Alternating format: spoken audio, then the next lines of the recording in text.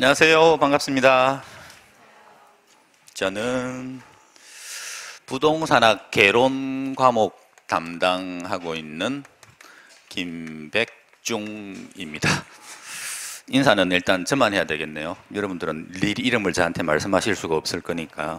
외우셨죠? 김백중. 이게 공부할 때 첫인상이 상당히 중요하거든요. 미팅 해보셨죠? 소개팅도 해보셨고 보통 한 1분 안에 끝나죠. 딱 앉는 순간에. 보통 이게 강의 듣는 것도 강사하고 수강생하고 첫인상이 괜찮다, 목소리도 뭐 괜찮네, 들을만 하겠네, 그러면은 긍정적인 마인드가 생기면서 1년이 굉장히 쉽게 가는데 느낌 별로 안 좋네, 그렇게 되면 힘들어지는 거거든요. 그러니까 긍정적으로 많이 좀 생각을 해주시면 고맙고, 저는 이쁘게 보이려고 넥타이도 어제 가서 새로 사고 와이셔츠도 새로 사고 그랬는데, 오늘 오실 때 화장들은 다 하고 오신 거죠? 안 하셨어요? 그냥 막 오신 거예요? 첫인상인데.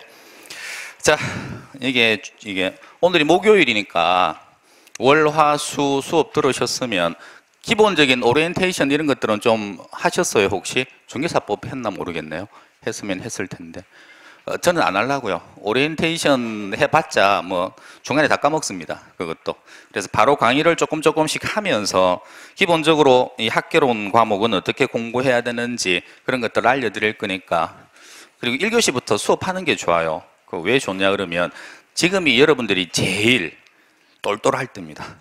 1교시 모든 게 집중되어 있을 때. 2교시 되면 정신 확 풀어지거든요. 그리고 수업 시작하면 그 첫 주 있죠.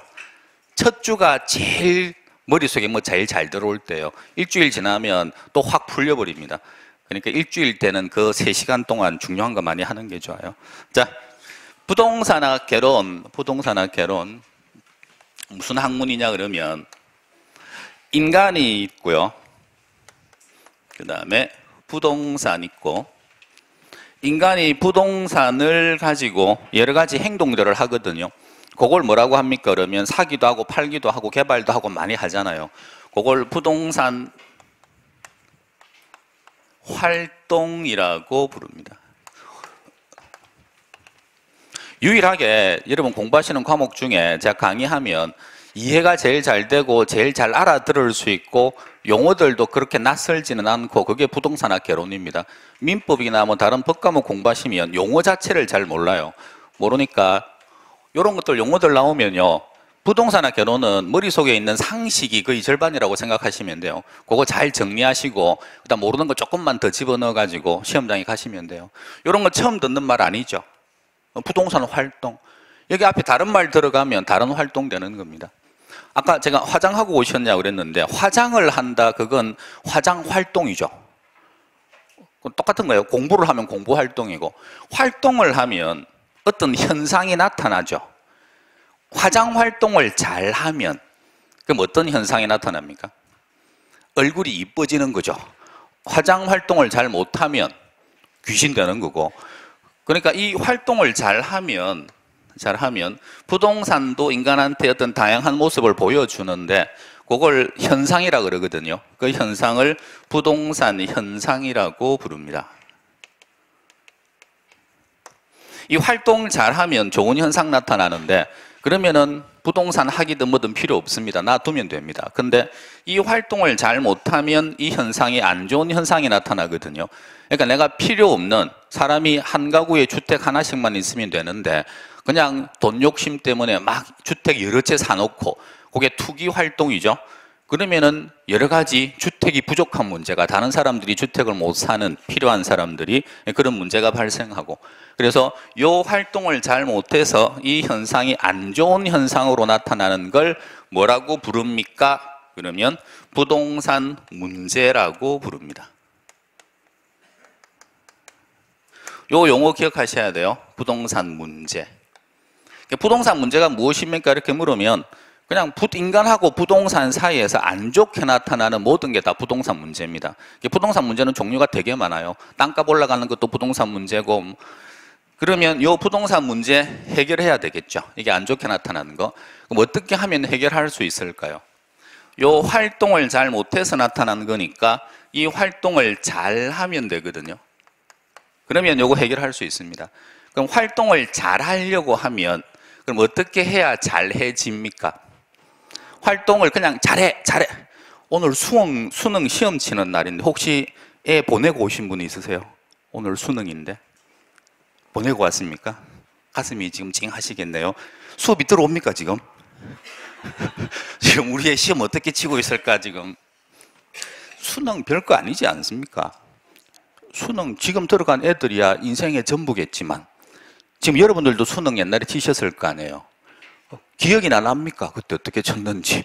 그걸 뭐 1년 뒤에 치나 1년 3년을 치나 4년을 치나 뭐 저희 매형이 사수생이거든요. 잘 삽니다. 그 당시에는 뭐 죽을 똥 살 똥 했지만 별거 아닌데 공부를 얘가 되게 못해요. 보니까 공부를 안 해요. 그냥 공부 활동을 안 하는 거죠. 공부 활동을 안 하면 이 활동을 잘 못하면 공부 활동을 그러면 공부에 나타나는 성적이죠. 현상이면 성적 안 좋게 나오겠죠. 그럼 걔는 공부에서 문제가 발생한 거죠. 그럼 걔 성적 올려야 되겠죠. 그러면 공부 잘해야 될 거 아니에요. 그럼 공부 잘하려고 하면 어떻게 해야 됩니까?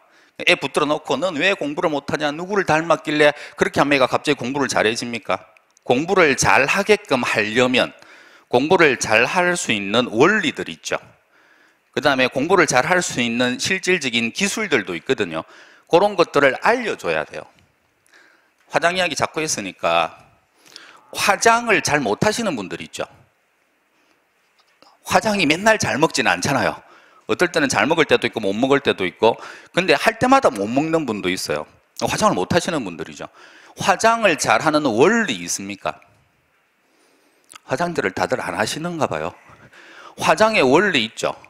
기초부터 뭐 해가지고 화장품도 종류 되게 많잖아요. 이런 것들은 원리입니다.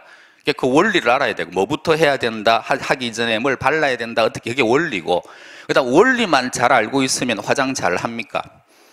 아니죠. 화장 이쁘게 하는 기술이 필요하죠. 잘 그리고 미술 막 이게 막 그리잖아요. 그래서 그거 두 개가 같이 필요해요. 그래서 요 부동산 활동 잘 하려면 잘 할 수 있는 원리에다가 그다음 기술 요거 두 개가 필요하거든요. 그러면 요건 체계적으로 뭘 갖추고 있는 책이든 뭐든 이런 게 필요해요. 그래서 등장한 학문이 뭡니까? 부동산 학입니다. 그러니까 부동산 학의 목적이 무엇입니까? 그러면 부동산 학은요. OX 해보십시오. 시험처럼 OX. 부동산 학의 목적은 부동산 문제를 해결하기 위한 것이다. OX. O입니다. 궁극적으로 요거 해결하려고 나온 학문이에요. 요게 없으면 이 학문 자체가 등장 안 합니다. 요거 해결하려고. 다시 부동산 학의 목적은 인간하고 부동산하고 요거 둘의 관계를 좋게 만들기 위한 학문이다. O입니다. 사회과학은 딱 이것만 O다 안 그래요. 전체적인 그 개념이 개요가 중요한 거니까. 부동산 학은 부동산 활동을 잘 하기 위한 학문이다. O입니다. 이걸 이제 학문적으로 막 풀었으면 부동산 학은 부동산 활동을 잘 하기 위한 각종 원리와 실무 기술을 담고 있는 학문이다. O입니다. 부동산 학은 부동산 현상을 긍정적인 쪽으로 유도하기 위한 학문이다. O겠죠. 다 똑같은 말이잖아요. 말만 조금씩 바꾸었지. 그래서 부동산 학의 개념을 이렇게 좀 알고 계시면 되고, 그럼 부동산 학에서 이제 중요한 거, 이게 뭔지는 알아야 되겠죠. 부동산이라고 하는 거. 그래서 우리 시험에서 이 부동산 관련해서 3문제 정도 나옵니다. 이 부동산 전체적으로 우리가 부동산 학에서 말하는 부동산이라고 하는 게 무엇을 의미합니까? 그거랑 관련해 가지고 총론 파트에서 다루고 있거든요.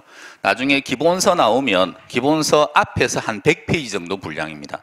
그러니까 양만 많고 출제 비중은 굉장히 작은 파트예요. 이게 되게 추상적으로 나와요. 문제 자체가.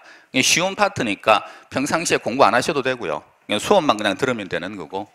그 다음에 이 부동산 현상에 대해서 정확하게 분석을 해야죠. 애가 공부를 못하고 있으면 어느 과목에서 어떻게 못하는지 그 원인 분석을 정확하게 해야 거기에 대한 대책이 나오는 거죠. 그래서 이 현상 분석을 하는데 부동산 현상이 한두 개 현상이 아니거든요. 뭐 무궁무진하게 많으니까 그걸 체계를 좀 잡아놔야 됩니다. 분석을 하려면. 인간이 지구에 몇 명입니까?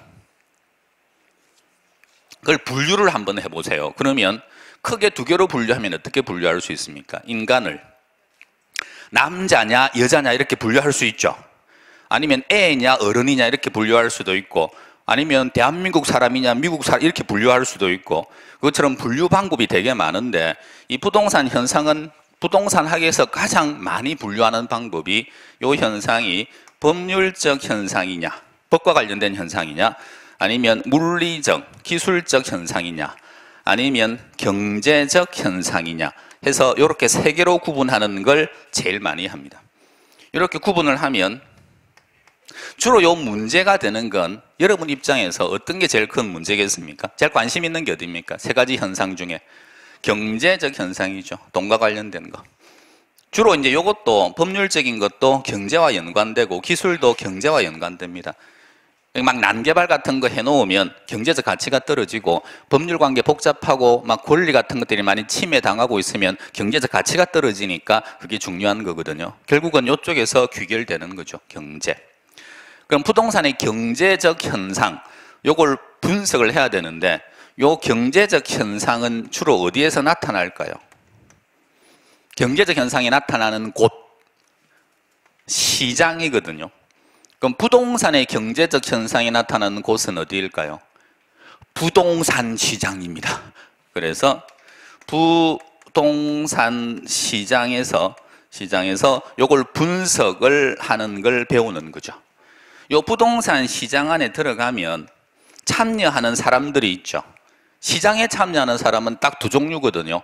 누구랑 누구겠습니까? 시장에 가는 사람들, 목적. 사고자 가는 사람과 팔고자 가는 사람. 그럼 사고자 하는 사람을 뭐라고 부릅니까? 수요자라 그럽니까? 매수자라 그럽니까? 같은 말입니다. 수요자나 매수자나. 그래서 수요자. 강의하기를 잘했다는 생각이 확 드는 게 이렇게 집중할 수가 없어요. 눈빛들이 지금 막 오. 그 다음에 공급자. 요거 두 개 분석하는 거예요. 상식 안 물어볼게요. 시장에 갔는데 수요자가 많아요. 공급자는 별로 없는데 어떤 물건에 대해서. 그럼 그 물건 가격이 올라갈까요? 떨어질까요? 오, 대단하신데요. 올라갑니다. 공급자가 더 많으면 내려간다기보다는 떨어집니다. 그러니까 그런 거 배우는 거예요. 그런 거. 상식학입니다. 부동산학은. 여러분들이 지금 상식이 없는 상태예요. 부동산 관련 상식이. 왜? 배운 적이 한 번도 없어요. 지금까지. 부동산 배운 기억이 있습니까 혹시? 초등학교, 중학교, 고등학교, 대학교 어디를 가더라도 부동산과 관련해서 뭔가 지식을 나한테 준 적이 있느냐 그러면 한 번도 없어요. 그러니까 다른 일반 지식과 비교해 봤을 때 이 부동산 지식이 완전히 유치원 수준인 거죠. 그러니까 정말 상식이 없는 겁니다. 그러니까 지금 현재 다른 지식들이 막 와 있기 때문에 요거 끌어올리는 건 별로 안 어려워요. 충분히 할 수 있습니다. 여기에 시장 분석하는 거 있죠? 여기서 몇 문제 나옵니까? 그러면 여기서 한 7문제 나옵니다. 종합적으로 봤을 때 얘가 되게 중요합니다. 요거. 그래서 오늘 수업 이거 할 거예요. 바로 수요 공급 시장 분석하는 거. 맛 좀 보시라고요. 이게 어떤 공부인지. 자, 그 다음에 질문. 생각을 좀 하셔야 돼요. 이제 막 주는 것만 받아 먹으면 안 되고 스스로 막 좀 능동적으로. 부동산학 결혼 시험이 총 몇 문제입니까? 40문제. 학교론에서 유일하게 계산 문제 나오거든요. 계산 문제가 평균 한 7문제 나오는데 올해 시험에 11문제 나왔습니다. 역대 그렇게 나온 적이 거의 없는데, 그러니까 그게 계속 그렇게 나올지 안 그러면 올해만 그랬는지는 그건 뭐 예측하기가 좀 힘들죠. 그래서 기본적으로 쉬운 계산 문제는 준비를 해놔야 되는데, 근데 연세가 40 넘어가시는 분들은 계산만 나오면 무조건 버려요. 아예 시도 자체를 안 해요. 나는 계산은 버려. 지금 웃고 계시는 분들이 그런 분들입니다. 얼굴에 엷은 미소가 번지는 분들이 몇 분 있거든요. 그 버린 분들이죠. 근데 버리시면 안 돼요. 그러니까 버릴 게 있고 안 버릴 게 있잖아요. 나중에 중개업에 나가셔가지고 한 5억짜리 주택을 매매를 했습니다. 그 중개 수수료가 0.5%입니다. 그럼 받아야 되잖아요. 중개 수수료. 5억에 0.5%면 얼마입니까? 그걸 계산을 못 해가지고 네가 알아서 줘. 나는 계산을 공부할 때부터 버렸어. 그렇게 하면 안 되거든요. 지금 제가 질문한 계산 있죠. 5억의 0.5%가 얼마냐. 난이도가 상입니다, 이게. 우리 시험에서. 근데 이거 현장에 나가면 다 해야 되거든요. 지금 대답을 앞에서 막 하세요. 250만 원입니다. 이건 감으로 한 거예요. 계산을 한 게 아니고. 거기에 이거면 이거다 하고 바로 튀어나오는 건. 이제 그걸 이제 계산만 두드리기만 할 줄 아시면 돼요. 자, 근데 그게 처음부터 되는 게 아니고 이제 연습을 해야죠. 그 질문. 학교는 총 몇 문제입니까? 40문제입니다. 40문제가 어디서 나옵니까? 그러면 여기 활동에서 나오고요. 그 다음에 현상에서 나오고요. 그 다음에 부동산과 관련해서 총론에서 나옵니다. 여기 3문제 나온다 그랬죠? 여기서 7문제 정도 나오거든요. 여기에서. 질문. 부동산 활동에서 몇 문제 나올까요? 아야, 이 첫날부터 이거 하면 안 되는데. 총 40문제가 나오거든요. 총 40. 여기서 나오거든요. 총 40. 여기 3문제. 여기 7문제가 나오거든요. 그럼 여기 몇 문제가 나올까요? 이게 질문이었거든요. 30문제. 아까 그랬잖아요. 5억에 0.5% 그거 최상의 문제라고. 이것도 지금 대답을 못하고 있잖아요. 이거 백인데. 그러니까 아예 머릿속에는 나는 계산은 안 해. 이게 딱 자리 잡고 있는 거예요, 지금. 그러니까 하셔야 돼요. 그걸 11월, 12월 달까지만 해보세요.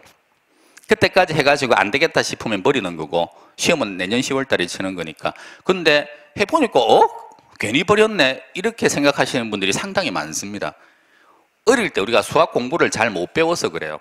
맨날 미분 배우고 적분 배우고 평생 쓰지도 않는 뭐 통계 배우고 그러니까 기가 질려서 그런데 실제 나가서 우리 쓰는 건 더하기 곱하기 빼기 이거밖에 없어요. 근데 그걸 포기한다니까요. 자, 그러면 활동에서 30문제 나오죠. 그러니까 거의 대부분의 부동산 학은 여기서 나옵니다. 왜? 부동산 학의 목적이 이 활동 잘하는 거니까. 그러면 활동을 하는 주체들을 이제 한번 볼게요. 활동의 주체들이 부동산 공급하는 부동산 공급자가 있고요. 그 다음 부동산 사는 부동산 수요자가 있고요. 그 다음 부동산은 수요자 공급자에 둘만 들어가지는 않아요. 왜 그렇습니까? 그러면 부동산 살 때 비싸죠. 비싸면 은행에서 보통 융자 받습니까? 안 받습니까? 개발을 하든 내가 사러 가든 융자 받죠. 볼펜 사보셨어요? 볼펜 살 때 혹시 융자 받아서 사셨습니까? 그거? 볼펜은 융자 안 받습니다. 그러니까 시장 자체에 들어오는 애들이 조금 숫자가 다르다는 거죠. 규모가 크기 때문에. 그래서 금융기관 얘가 등장하고요. 또 하나 등장하는 게 정부가 개입합니다. 부동산이 사회성과 공공성이 있다 이런 말 들어보셨어요? 왜 정부가 개입합니까? 그러면 제가 취미가 볼펜 모으는 게 취미거든요. 여러분 혹시 취미 있으세요? 어떤 분들은 뭐 립스틱 모으는 게 취미다, 신발 모으는 게 취미다, 가방 모으는 게 취미다 이런 취미들 있죠. 저는 볼펜 모으는 게 취미예요. 우리 집에 30만 자루 있습니다. 종류별로 다. 제가 그렇게 볼펜 30만 자루를 모아 가지고 있으면 정부가 개입할까요? 안 할까요? 정부에서 사람 보내가지고 너 왜 쓰지도 않는 볼펜을 그렇게 많이 갖고 있냐? 너 뭐 하는 짓이냐? 그렇게 하면서 저를 압박을 할까요? 세금을 중과세를 할까요? 안 합니다. 그럼 네가 뭐 모으든 말든 건 아무 상관없죠. 근데 제가 또 다른 취미가 있는 게 땅 모으는 게 취미입니다. 그래서 강남에 30만 평 갖고 있습니다. 근데 위에 아무것도 건물도 안 지으면서 땅만 30만 평, 택지로만. 부럽죠? TV에도 나왔었는데. 못 보셨어요? 별에서 온 그대라고. 모르시면 넘어가시죠. 제가 땅을 그렇게 들고 있으면 정부에서 개입할까요? 사람 보낼까요? 안 보낼까요? 보냅니다. 보내가지고 너 왜 쓰지도 않는 땅을 그렇게 투기를 하면서 모으고 있느냐. 그래서 세금 같은 거 중과세 때린다 안 때린다? 때립니다. 근데 볼펜이나 토지나 둘 다 똑같은 내 개인 사유재산이잖아요. 근데 볼펜은 놔두는데 왜 땅은 세금을 때릴까요? 이유가 뭐겠습니까? 그냥 땅이니까요. 그렇게 하지 말고. 이유는요. 볼펜은 제가 30만 자루를 갖고 있든 100만 자루를 갖고 있든 다른 사람들한테 피해를 안 끼칩니다. 이 사람이 볼펜이 필요해요. 제가 30만 주고 가지고 있는데, 그러면 제가 안 줘도 공장에 연락해가지고 자기가 필요한 볼펜 새로 만들어 달라 그러면 되죠. 그럼 오히려 공장 생산활동 활발해지고 더 좋죠. 경제가 활성화되니까. 그러니까 그런 건 전혀 다른 사람, 오히려 긍정적인데, 근데 제가 특정 위치에 토지를 그렇게 싹 가지고 와버리면 그 위치에 토지가 필요한 사람들이 꽤 있을 거 아니에요. 직장이 그 근처에 있어서 그쪽에 집을 지어야 되는데 제가 땅을 갖고 있으면 못 하거든요. 땅은 만들지도 못하죠. 공장에 연락해서 생산도 안 되죠. 그러니까 토지라고 하는 재화는 다른 재화와 다르다는 거죠. 그게 사회성이고 공공성입니다. 내가 잘못 사용하면 그게 다른 사람한테도 피해를 끼칠 수 있다. 그래서 정부가 중재자로서 적극적으로 들어가는 거예요. 그래서 정부 개입합니다. 그러면 얘들이 하는 활동들 이름을 한번 붙여볼게요. 공급자들이 부동산을 만들어내는 활동을 무슨 활동이라고 할까요? 지금 요거 하고 있죠. 부동산 활동. 무슨 활동?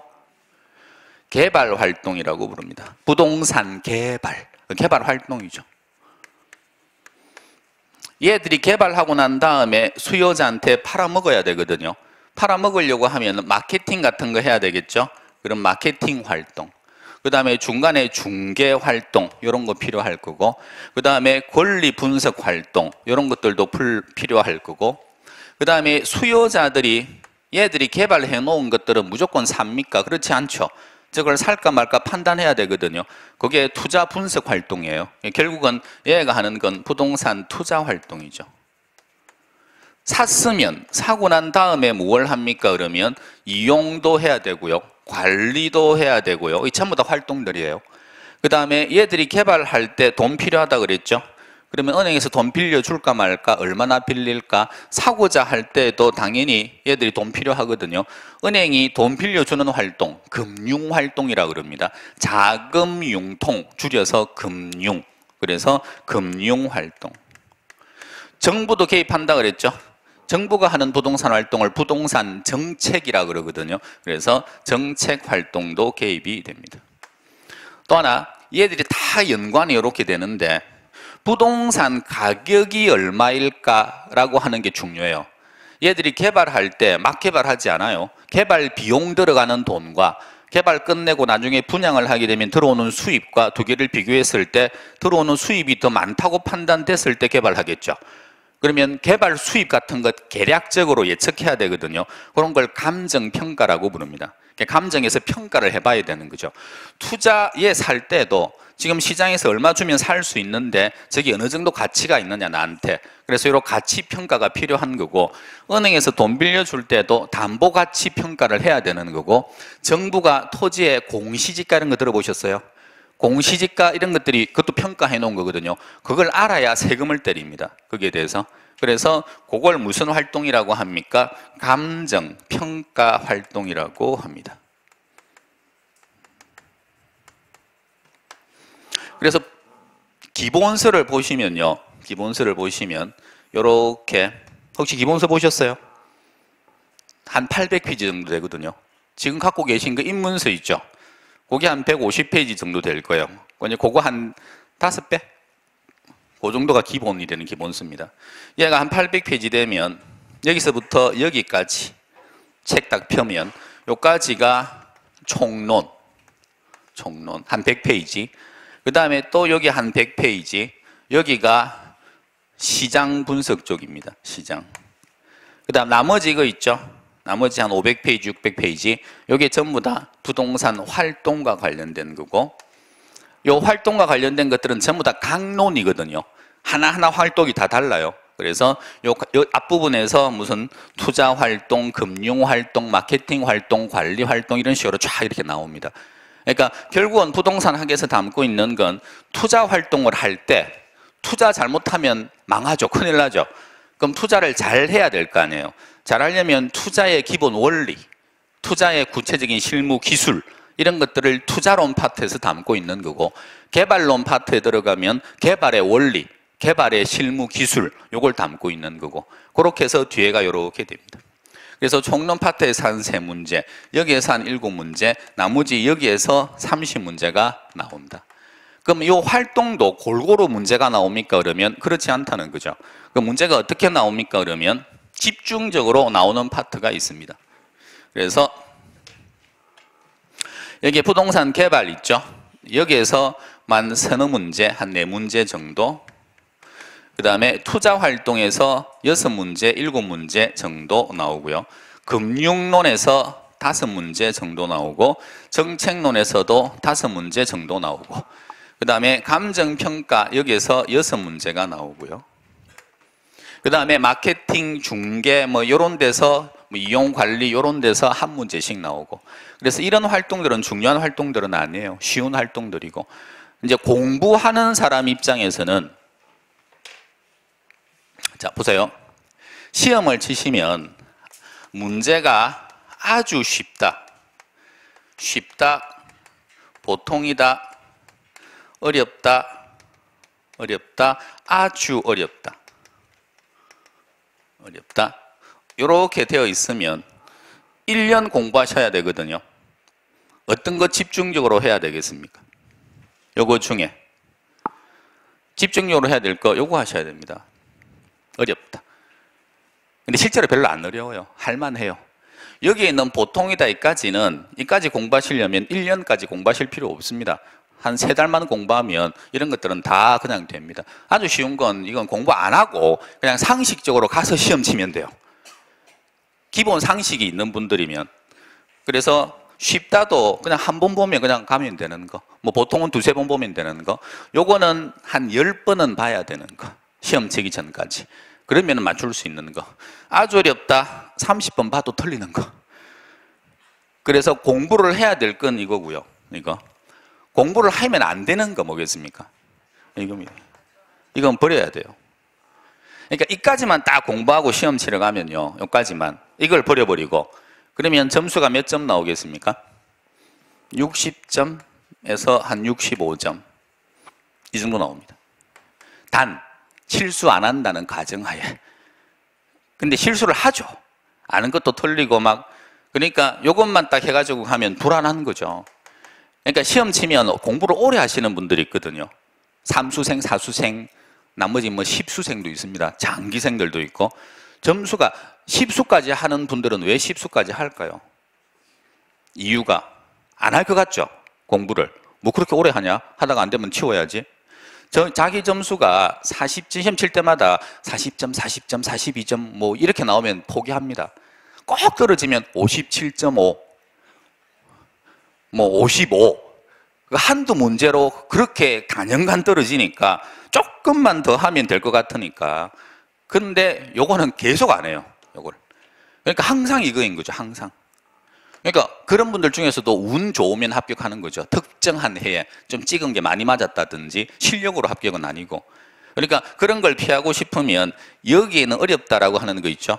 여기에서 기본적으로 얘가 문제 양으로 따지면 뭐 한 10문제 정도 된다고 하면 요 10문제에서 몇 개는 자기가 잡고 가야 된다는 거죠. 다는 아니더라도. 그래서 여기 있는 걸 내가 다 맞췄다. 그러면 10문제면 25점 분량입니다. 그러면 여기에다가 25점 더하면 고득점으로 합격해요. 이걸 25점 분량으로 10문제 다 맞춰놓으면 민법 40점 나와도 합격입니다. 그러니까 요건 하셔야 된다고요. 그래서 집중적으로 요 어렵다에 해당하는 파트가 어디겠습니까? 그러면 이쪽으로 와보시면 여기에 있는 요 시장 분석입니다. 그 다음에 여기에 있는 것 중에 투자입니다. 여기에 있는 것 중에 금융이고요. 요거 3개예요. 그래서 11월, 12월 달에 지금 우리 입문 과정이잖아요. 입문 과정인데 입문 안 할 겁니다. 입문 필요 없습니다. 뭐 쉬운 거 뭐하러 합니까 여기서. 똑같은 내용을 1월, 2월 달, 3, 4월 달 똑같이 강의할 거잖아요. 그래서 입문 때 요것만 할 거예요. 그래서 1월 달 들어가면 1월 달에 오신 분들하고 차별화가 되어 있어야죠. 1월 달 들어가면 기본서 가지고 정규적으로 가야 되기 때문에 전부 다 이런 것들을 한 번씩 밖에는 건드리지를 못해요. 이게 진도를 나가야 되니까. 그런데 이런 것들은 한 번 봐서 될 파트가 아니에요. 이건 굉장히 많이 봐야 돼요. 많이 보면 많이 볼수록 숙달됩니다. 난이도가 어려운 게 아니고 하고 까먹고 이걸 반복하는데 우리가 그러면 남들 한 번 볼 때 나는 2번 보고 3번 봐야죠. 그래서 입문할 때 이것만 집중적으로 할 생각이에요. 그리고 이게 강사 입장에서는 위험할 수도 있을 것 같죠. 어려운 건데 너 괜히 어려운 거 손댔다가 우리 안 듣는다 그냥. 아니 그러니까 실제로 어려운 거 하면 안 들어요. 뭐 쉬운 거 듣지 뭐하러 어려운 거 듣냐 그러면서 그 왜 하겠습니까? 이유가 1번 합격 꼭 시키려고. 그거 아니에요. 2번이에요. 2번. 실제 해보면 안 어려우니까. 충분히 할 만합니다. 사람들이, 수험생들이 어느 때 제일 흥미를 느끼느냐 그러면 아예 아는 거 할 때이죠. 아는 거 할 때 별로 흥미 못 느낍니다. 그냥 안 해. 그냥 아예 어려운 거 할 때 더 흥미 못 느끼고 화만 납니다. 그냥. 근데 시작할 때는 어려운 것 같았는데 수업을 조금씩 들으면서 머릿속에 들어오는 게 생기면서 그 수업 딱 마치니까 몰랐던 게 딱 아는 걸로 바뀌는 파트가 있다. 그러면 굉장히 호기심도 느끼고 흥미도 느낍니다. 지적 호기심이 이게 사람들이 어마어마하거든요. 그걸 졸업하시면서 다 버렸을 거예요. 지적 호기심 대신에 교통사고 나면 저게 뭐야? 이런 호기심만 있었지. 그러니까 그런 호기심을 끌어내셔야 돼요. 이제 1년 동안은. 그러니까 내 능력 밖으로 나오는 것들도 있습니다. 이거 아주 어렵다. 이런 것들은 강사가 주로 하지 말라 그러거든요. 그럼 빨리 이거는 치워버리는 거고, 대신에 할 수 있습니다. 요거 하셔야 됩니다. 라고 하시는 건 하셔야 돼요. 그러니까 제가 시도를 해볼 테니까 할 수 있을지 못할지는 스스로 판단해 보십시오. 근데 대부분 다 할 수 있습니다. 할 수 있으니까 제가 하는 거죠. 안 그러면 제가 그런 위험한 짓을 할 이유가 없죠. 다 버릴 것 같으면. 자, 일단 기본적으로 부동산 학이 어떻게 구성이 되어 있는지는 아시겠죠? 표정이 지금 많은 표정이에요. 그게 다시 물어볼게요. 부동산 학은 뭐 하는 학문입니까? 이렇게 물으면요, 제일 간단하게 이야기하면 부동산 문제 해결하는 학문이다. 요 문제 해결하려면 활동 잘하면 된다. 요 잘하면 된다 이런 게 학문서에 포함되어 있을까요? 없습니다. 이런 걸 학문서에 누가 씁니까? 그러면 요 용어를 바꾸거든요. 능률화 시킨다. 그래서 부동산 활동 능률화 시키기 위해서 각종 원리, 실무 기술 이런 것들 담고 있는 학문이 부동산 학이다. 부동산 학은 또 다르게 표현하면 활동 잘 하자는 학문이다.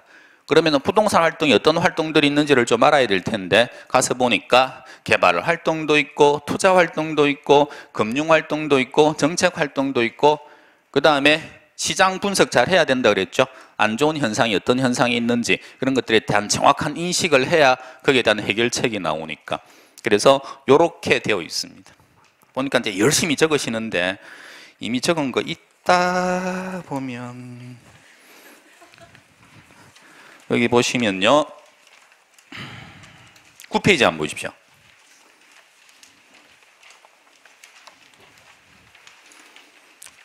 페이지, 제가 다른 걸 갖고 있어 페이지 맞나 모르겠네. 여러분 몇 페이지? 8페이지입니다 여러분들. 8페이지 보시면 부동산학 개론 종합 체계도라고 해놓은 거 있죠. 그거 지금 제가 판서해 놓은 거랑 똑같죠. 앞에다가 또 비슷하게 막 그려놨죠 지금. 나중에 되면 민망해져요. 자, 일단 요거고요. 그 다음에 다시 이제 1페이지로 와보십시오. 1페이지. 공부 재밌습니다 여러분들요.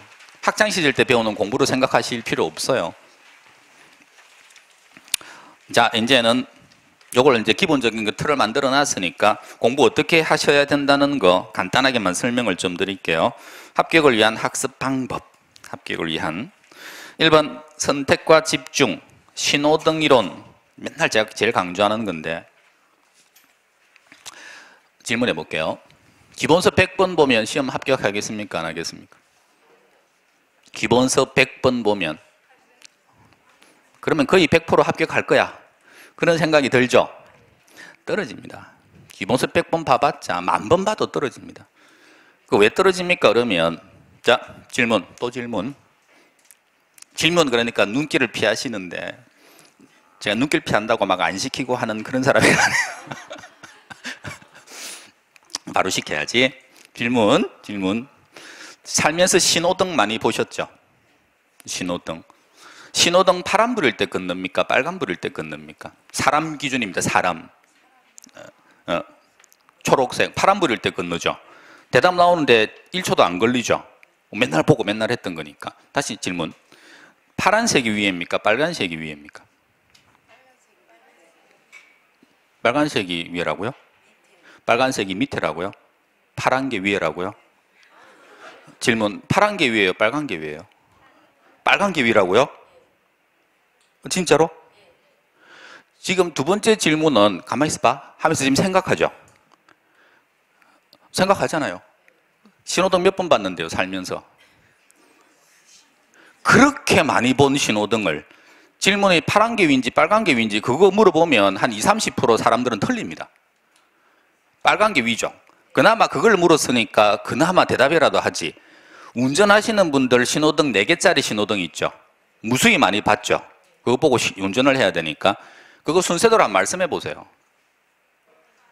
그거 말하는 사람 반도 안 됩니다. 그냥 화살표 나오면 돌리고 빨간 거 나오면 서고.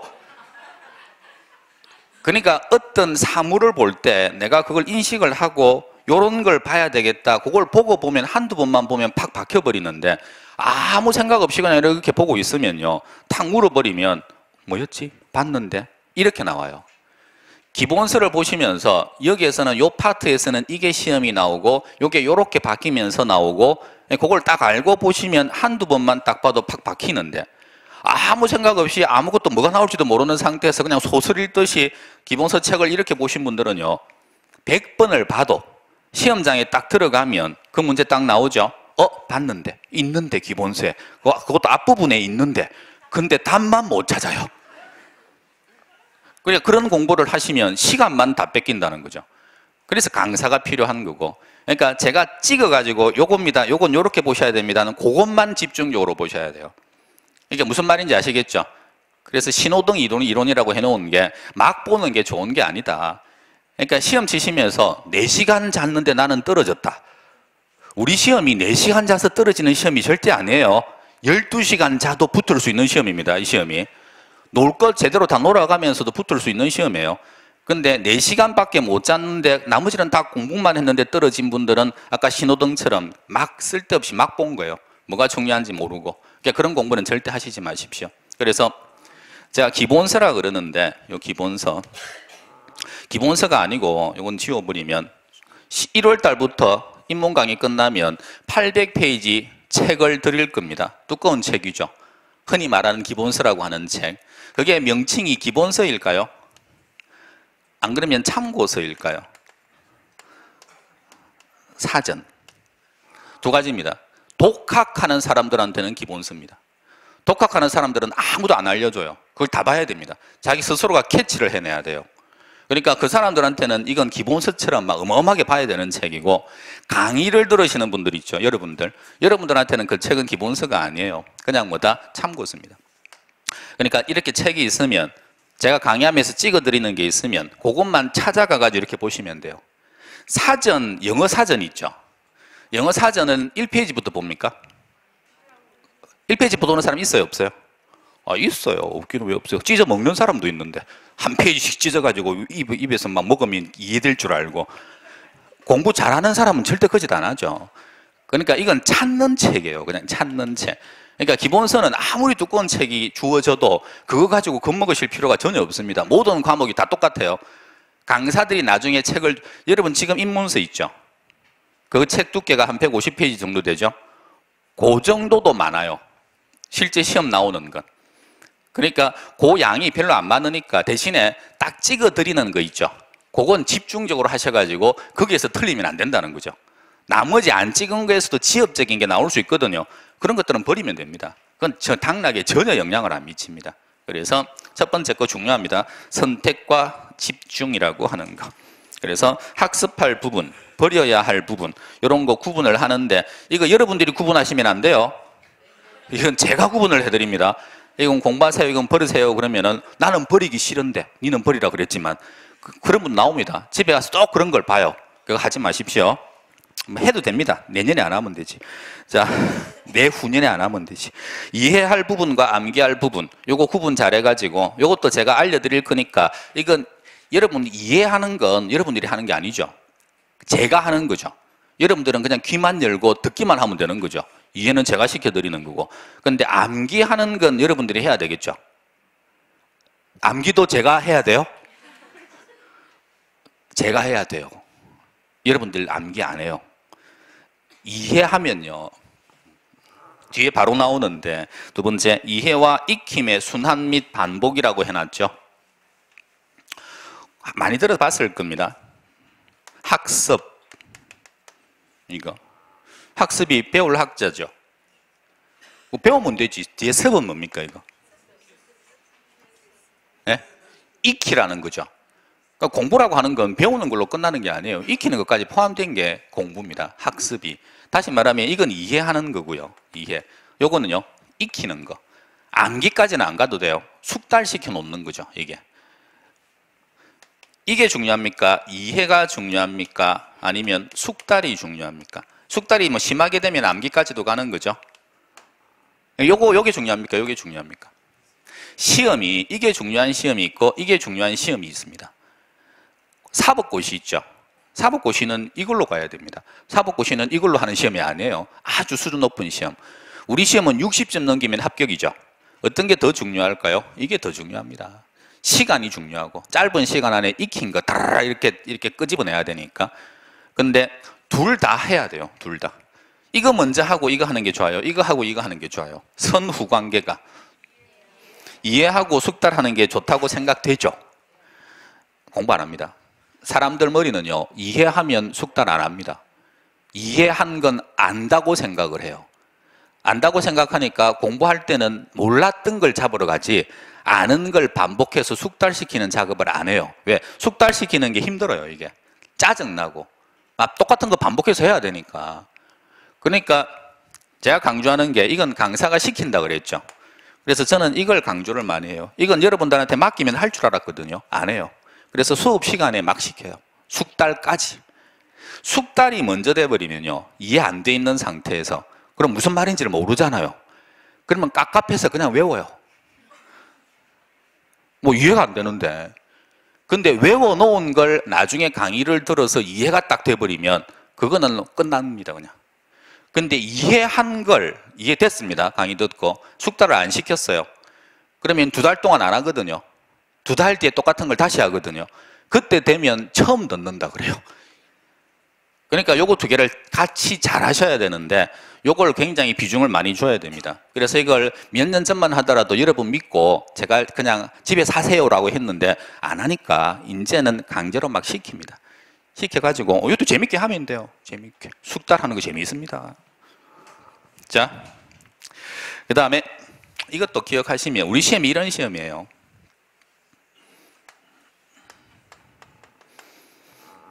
여기 여러분 머릿속에 부동산과 관련된 지식들이 이렇게 들어와 있겠죠.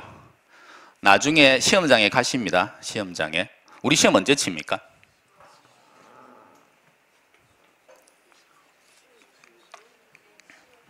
보통 대부분의 사람들이요, 대부분의 한 8, 90%의 분들이 뭐 물으면 아는 것도 없고 모르는 것도 없어요. 다시 말하면 정확하게 아는 게 하나도 없다는 거죠. 우리 시험 언제 쳐요? 10월 달에 쳐요. 언제 쳐요? 10월 달인데 말쯤에 치는 것 같아요. 아니, 시험 치러 갔다 오신 분들도, 재수생들도 그래요. 우리 시험 몇 시부터 쳐요? 오전에 쳐요. 정확히 몇 시부터 쳐요? 그냥 아침 일찍 쳤어요. 그러니까 그런 생각을 1년 동안은 좀 바꾸세요. 좀 똘똘하게.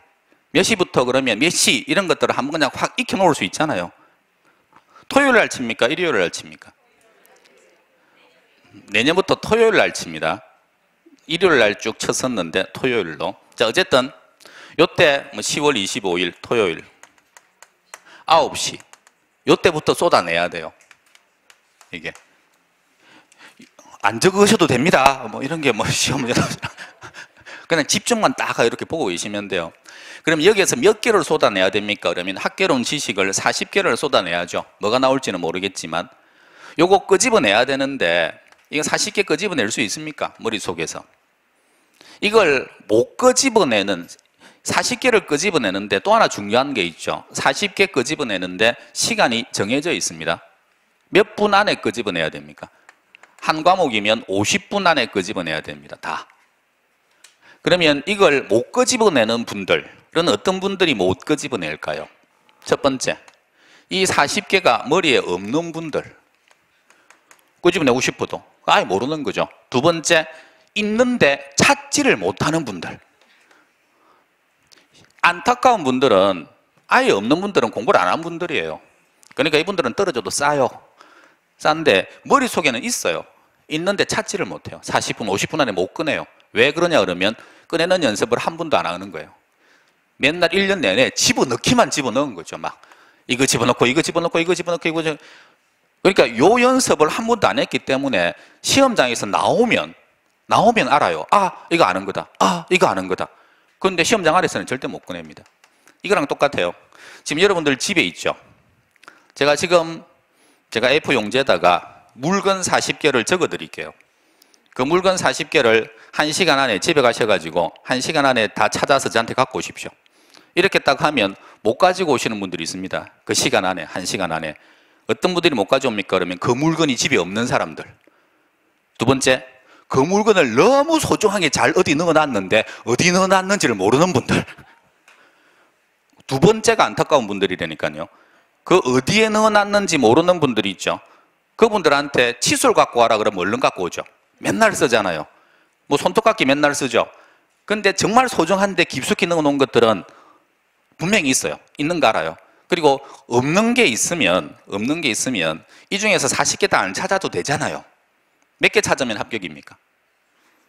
24개 찾으면 합격이에요.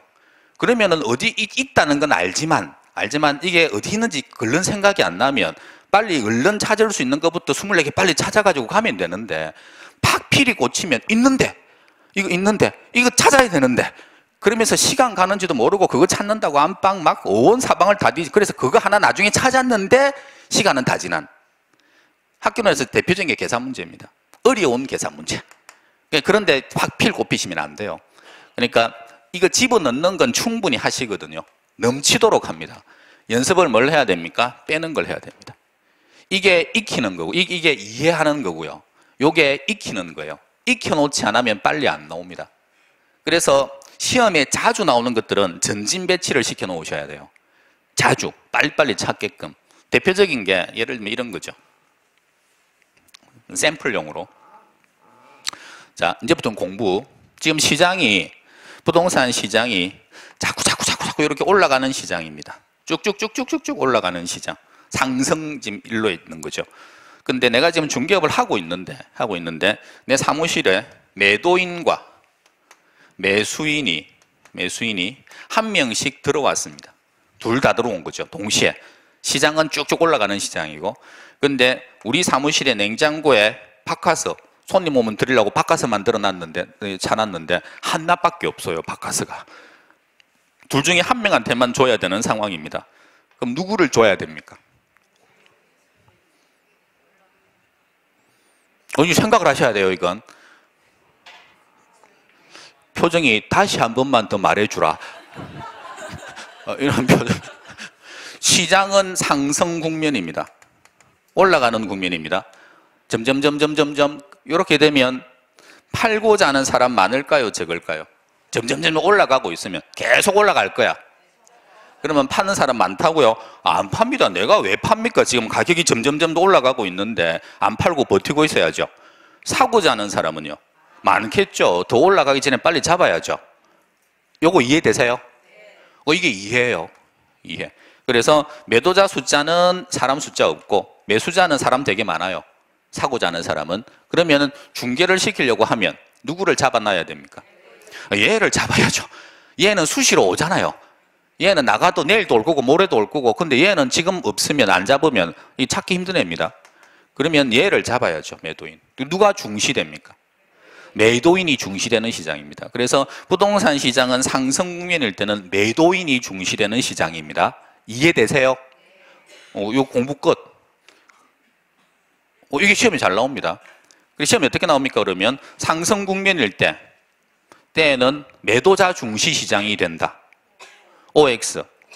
그럼 방금 배웠으니까 O죠. 이렇게 나오는데 내일 똑같은 걸 물으면, 그러면은 O 하는데 시간이 한 30초 걸립니다. 가만히 있어 봐라. 이렇게 하면서 2달 뒤에 똑같은 거 물으면 그런 건 배운 적 없다 그럽니다.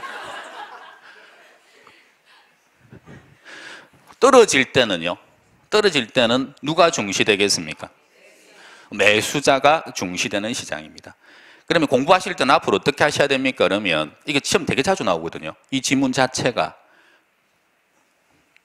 올라가죠. 그러면 매도자 중시 떨어지죠. 매수자 중시 이런 식으로 익혀놔 버려야 된다고요. 다시 말하면 오른다 시장이 그러면 오른다고 그러면 매도자네. 떨어진다고 떨어지면 매수자네. 이런 식으로 해놓으면 그러면 이해한 순간 이해한 적 있죠. 어려운 거 아니었으니까. 그 다음에 익힌 거 끝났죠. 그러면 이건 틀리는 경우는 거의 없다고요. 근데 이런 걸 안 해놓고 그냥 이렇게 생각해서 하면 시험장 안에서 실수할 가능성이 있다 없다? 있습니다. 굉장히 높아요. 순간적으로 시험장 안에는 지금과 같은 여유로운 상태가 아니에요.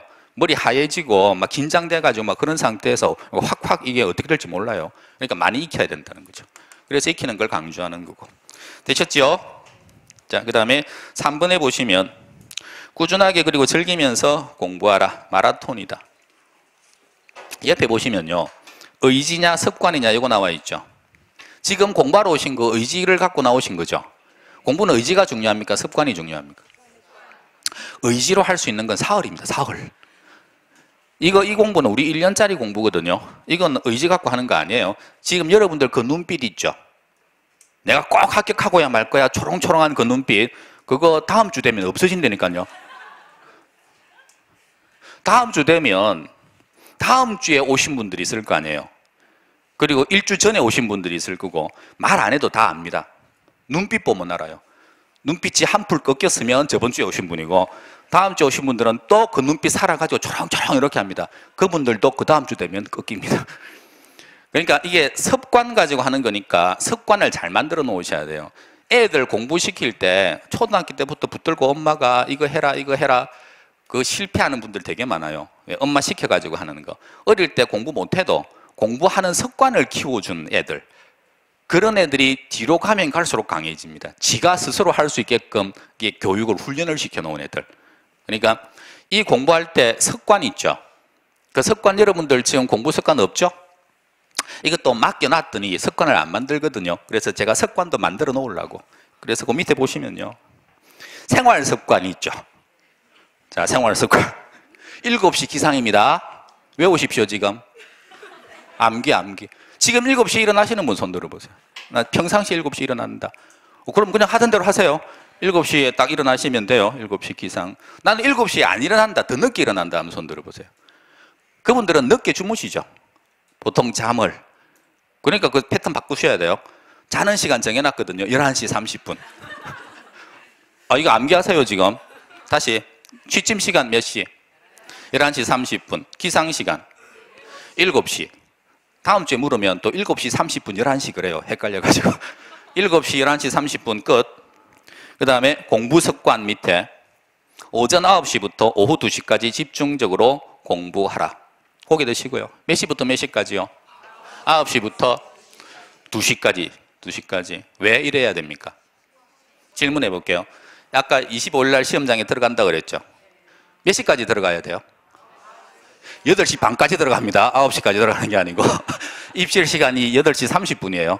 시험은 몇 시부터 쳐요? 9시부터 칩니다. 치면 하루 동안 1차, 2차 둘 다 치거든요. 그러면 2차까지 다 치고 난 다음에 끝마치는 시간이 몇 시일까요? 2시입니다. 2시. 그러니까 2시 이후에는 술 드시면 돼요. 울면서 드시든지 웃으면서 드시든지 그건 뭐 그때 그러니까 딱 집중해서 머리가 이게 활성화가 되는 시간을 1년 동안 9시부터 2시 사이를 활성화로 만들어 놓으세요. 이걸 맨날 공부는 밤 새워가지고 하고 당일날 시험은 그때 딱 가면 멍해가지고 그냥 나오는 분들 되게 많습니다. 그러니까 딱 그렇게 만들어 놓으세요. 지금부터. 자, 그 다음에 리언에 보시면 수업 시간은 이해에 집중하고 자기 공부 시간에 익힘에 집중한다. 수업 시간에 적지 마세요. 저만 그러는 게 아니고 다른 분들도 적지 말라는 이야기 많이 하는데 적는 분들의 특징은 지금 집중 안 하겠다는 거죠. 그리고 자기 스스로에 대한 믿음이 없는 거죠. 이건 안 적어 놓으면 나는 곧 까먹을 거야. 그래서 이걸 적어 놔야 돼. 근데 그렇게 하면 머리가 활성화 안 됩니다. 전화번호 몇 개나 외우고 계세요? 잘 못 외우죠? 안 외우기, 옛날에는 좀 외우고 있었죠? 안 외우기 시작하면서 머리, 왜 그걸 안 외웁니까? 그러면요, 못 외우는 게 아니고 맨날 여기다 바로 기억해가지고 바로 눌러버리고 그러니까 한 번도 본 적이 없는 거거든요. 머리가 생각을 안 하는 거죠. 114에 운전하다가 전화해 보셨죠? 필요할 때 전화할 수 있잖아요. 그럼 114에서 전화번호 불러주죠. 외웁니까? 상황이 외울 수밖에 없는 상황이면 외우죠. 힘은 들겠지만 뭐라고요? 010 뭐뭐뭐뭐뭐뭐뭐 옆에 누구 앉아 있으면 야 너는 010 뒤에 너는 앞에 거 내가 뒤에 거 할게. 혼자밖에 없어요. 아니 많이 하는 거 아니에요? 혼자밖에 없으면 적을 상황도 안 되면 외웁니다. 그리고 외워집니다. 그게 짧은 시간이라도 그게 한 번이라도 머릿속에 외워졌다가 사라져 버리면 그러면 그 똑같은 걸 두세 번 서너 번 해버리면 암기가 되는 거죠. 근데 한 번도 그걸 안 하고 그냥 듣고 적고 듣고 적고 머리는 딴 생각하고 그러면 100번을 해도 머릿속에는 아무것도 없어요. 그러니까 공부하실 때 그렇게 하시면 절대 안 돼요. 제가 판설 이거 하세요라고 하는 것도 있거든요. 오늘도 할 텐데 예를 들면 시장이 요렇게 되어 있습니다. 이게 수요고 여기가 공급입니다. 요렇게 이런 거 평상시에 좀 보신 적 있습니까? 이런 그림. 자, 그럼 한번 보세요. 지금 이거 보셨어요? 보셨어요? 이거 적어 보십시오. 아니 적어 보시라고요. 이거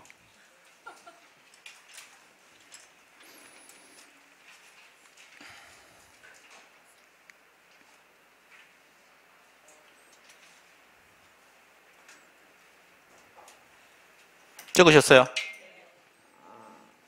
요거 왜 적어보라 그러냐 그러면 이게 바로 나옵니다. 습관 안 바꾸면 떨어지는 분들부터 알려드릴까요? 이거 적는데 칠판을 5번을 봅니다.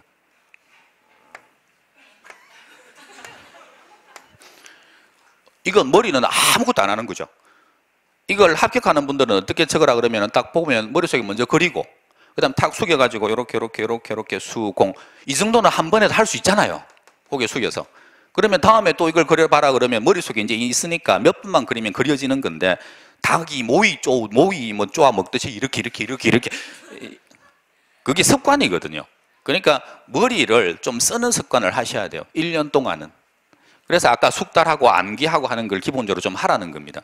똑같은 문장을 적어도 단어 하나 가지고 적지 말고 문장을 쫙 해놓고 난 다음에 기억을 하고 그 문장을 이렇게 적는 습관을 들이는 사람들은 우리 시험이 문장으로 나오니까 그 문장 똑같은 그 중요한 문장을 100번도 하거든요. 시험 칠 때까지. 그러면 거의 외우다시피 됩니다. 근데 단어 하나하나로 그냥 탁 이렇게 하는 분들은 그러면 절대 못 외우는 거죠. 자, 그래서 수업 시간에는 이해 집중적으로 하시고 그 다음에 공부 시간에 많이 좀 적으면서 이렇게 하시고요. 그 다음 모르는 내용 체크 잘 해 놓으시고 이건 지금은 필요 없는데 이건 나중에 되면 이렇게 돼요. 공부를 막 집어넣죠.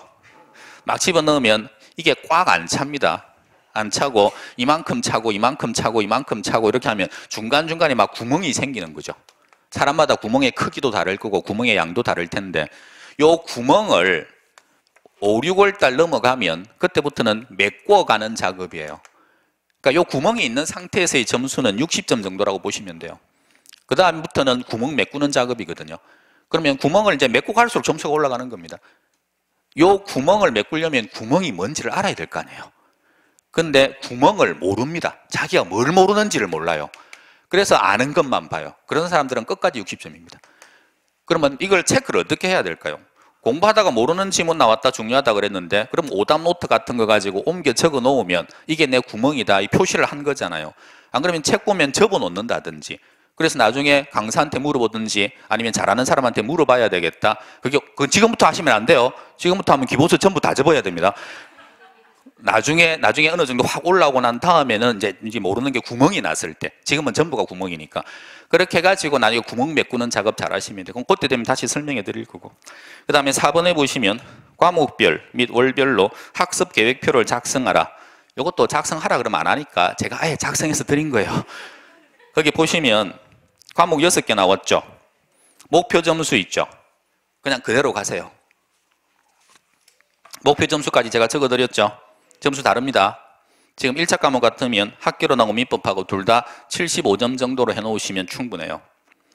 이것도 모르시는 분이 있는데 1차 과목이 만점이 몇 점입니까? 학개론 만점이 몇 점입니까? 부동산 학개론 만점. 중개사법 만점. 둘 다 100점? 예, 학개론 100점 받았습니다. 100점. 중개사법도 100점 받았습니다. 요 100점 받으면 60점 넘으면 합격이잖아요. 그럼 100점 받을 이유가 있습니까? 없다고요? 예, 100점 받을 이유 있습니까? 있습니까? 있어요. 왜 있습니까? 중개사법이 3과목이죠. 뭐하고? 공법도 치고 공시, 세법도 치죠. 공법 어렵죠? 공법 40점 받는 사람 있을까요? 없을까요? 많습니다. 공법. 공시, 세법, 올해같이 등기법 막 미친 듯이 나와주면 그러면 얘도 막 40점 나올 수 있죠. 그러면 공법 40점에 공시세법 40점 받은 사람은 중개사법은 점수를 모르고 이 사람은 합격 가능성이 있다 없다? 이 점수에 따라서 중개사법 점수에 따라서 합격할 수 있는 가능성이 있다 없다? 있다. 몇 점 받으면 됩니까? 100점 받으면 됩니다. 그럼 중개사법은 100점이라는 점수가 의미가 있는 점수다, 의미가 없는 점수다? 의미가 있다. 얘들한테 20점 주고 이거 20점 주고 그러려면 얘는 100점이라고 하는 게, 그래서 얘는 만점이 100점이에요.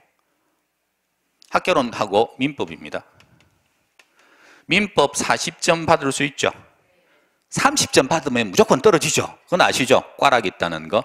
얘 40점이면 그러면 이 점수에 따라서 합격할 수 있다 없다? 최하 점수 받은 거예요. 있다 없다? 있다. 그럼 몇 점 받으면 합격이다? 80점. 90점도 합격이죠. 100점도 합격이죠. 70이면 떨어지죠. 그러면 얘는 80이 최고 점수라는 거 아시겠죠? 90점, 100점은 받을 필요가 없는 점수, 쓰레기통으로 바로 가는 점수입니다. 왜? 이건 두 개밖에 없잖아요. 하나는 40점 받아야 되고. 그러니까 1차 과목을 타켓을 나는 100점요. 정말 무식한 소리입니다. 남들 듣는데 나는 민법이 100점이 목표야. 그런 말 하지 마세요. 민법 100점 받을 시간이면 그 시간 빼서 2차 과목 공부하셔야 돼요. 그러니까 두 과목 다 학개론이든 민법이든 내 점수가 80점 정도까지 올라와 있다. 그러면 빨리 시간 빼서 2차로 넘어가셔야 돼요. 왜? 만점 점수 다 나온 겁니다. 무슨 말인지 아시겠죠? 그래서 80점 받기 쉽지 않아요. 둘 다. 그래서 75점 정도를 타켓으로 해놓으면 된다고요. 그러면 컨디션 안 좋고 그러면 한 70점 나올 수 있으니까 안정적으로 70 나오면 뭐 그건 합격이죠. 그 다음에 밑에 보시면 중개사법을 제가 90점이라고 잡아놨죠. 요거 공부하실 때 2차 과목 공부하실 때 중개사법이 훨씬 공부하기 편합니다. 나중에 되면 막 공법만 죽으라 하거든요. 공법은 죽으라 해도 점수가 그렇게 높게 안 나옵니다. 똑같은 시간을 얘 10시간 공부하고 얘 10시간 공부하면요, 공법 30점 나오고 중개사법 80점 나옵니다. 같은 시간 공부하면. 그러니까 똑같이 점수만 필요한 거 받아내면 되니까 그럼 어떤 공부를 집중적으로 하는 게 좋다? 중개사법이죠.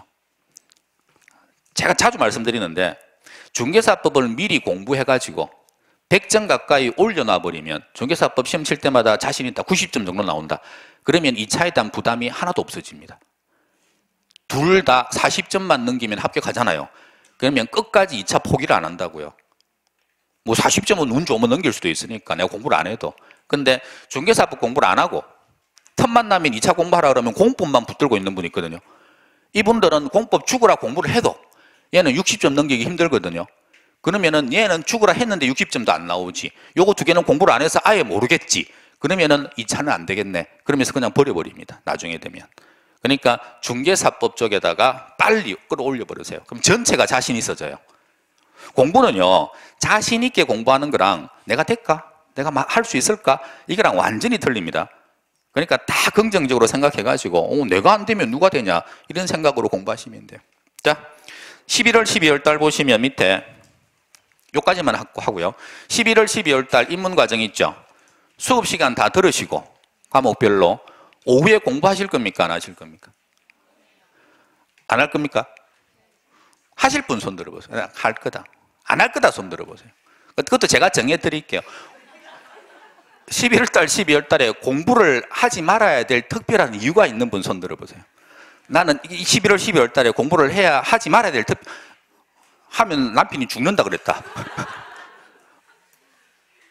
보통은요, 물어보면 11월, 12월 달은 공부를 안 해요, 잘. 왜 안 합니까? 그러면 1월 1일부터 하려고.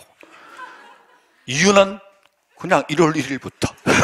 신년부터 그냥 새 마음가짐으로, 새 기분으로 하려고. 그거 아무 의미 없는 거라는 거 아시죠? 그러니까 특별히 공부 안 해야 될 이유가 없는 사람이 아니면, 그래 무조건 하십시오. 시험 치는 날이 정해져 있잖아요. 내년 10월 25일. 그러면 남들보다 한둘이라도 먼저 뛰는 사람이 앞서 나가는 거지, 그걸 굳이 뒤에 갈 필요가 없어요. 이것도 아셔야 돼요.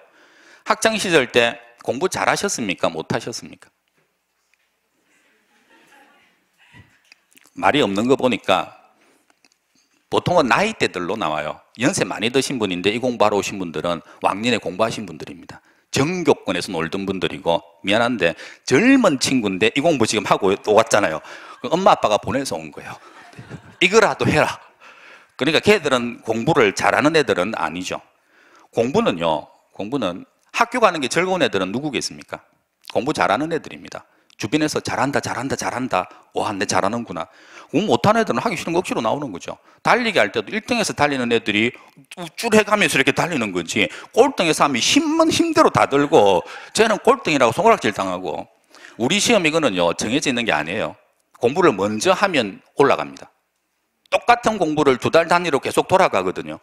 그럼 똑같은 걸 2달을 먼저 해버리면 당연히 뒤에 오는 사람보다는 앞서 나가 있겠죠.